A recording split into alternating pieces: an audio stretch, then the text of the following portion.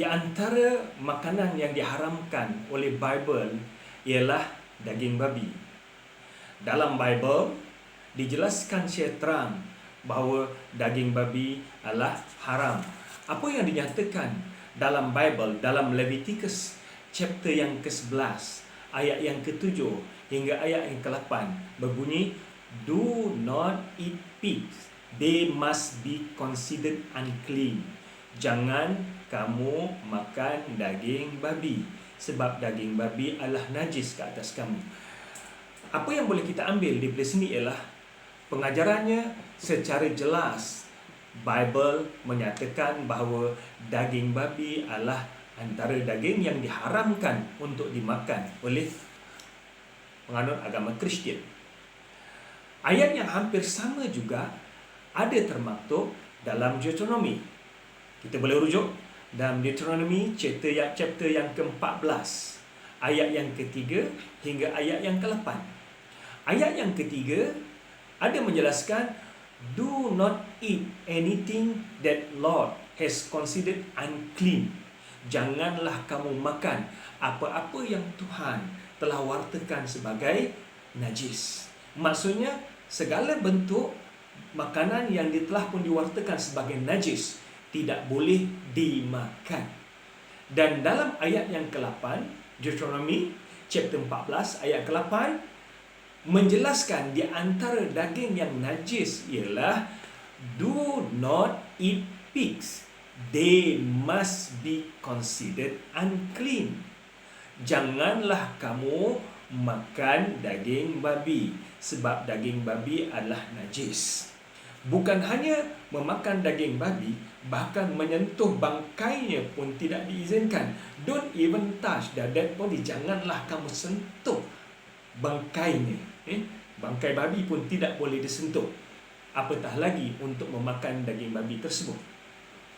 Jadi kedua-dua ayat ini sama ada dalam Leviticus ataupun dalam Deuteronomy secara terang dan jelas menyatakan bahawa daging babi adalah di antara daging yang diharamkan. Namun demikian, saya tertanya-tanya apabila saya mula mengkaji Bible, saya menemui penemuan yang menakjubkan. Bible yang diterjemahkan dalam Alkitab, dalam bahasa Indonesia Alkitab, terjemahan lama dan terjemahan yang baru. Dalam terjemahan lama diterjemahkan, "Do not eat pig. They do not eat pigs. They must be considered unclean." Jangan kamu makan babi sebab ia adalah najis. Secara umum disebutkan babi, sama ada babi peliharaan ataupun babi hutan.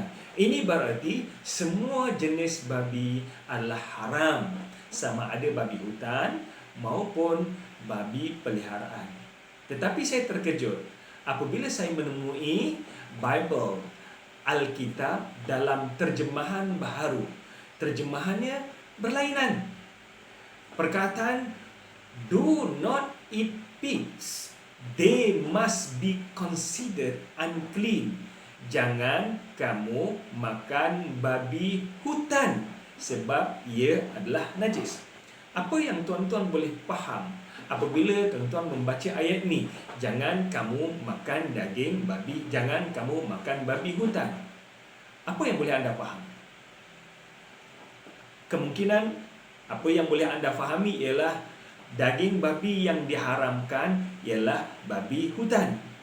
Sebaliknya, babi peliharaan adalah tidak haram. Sebab tu disebutkan, jangan kamu makan babi hutan.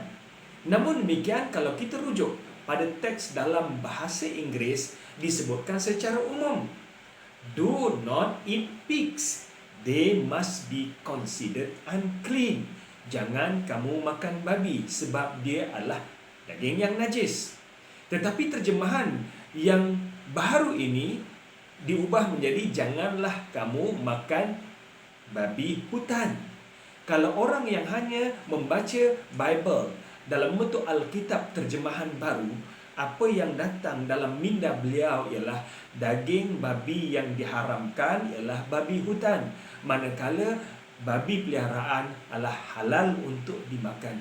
Ini merupakan satu penyelewengan yang berlaku.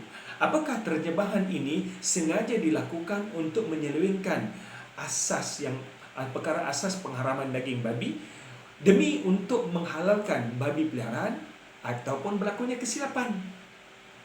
Namun demikian, berlakunya kesilapan itu mungkin jauh daripada kenyataan, sebab terjemahan sebelum ini dinyatakan jangan kamu makan daging, jangan kamu makan babi sebab ialah najis secara umum.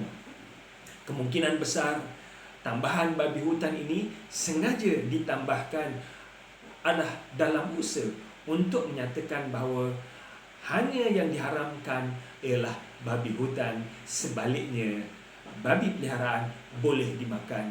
Ini merupakan satu penyelewengan yang amat nyata yang berlaku.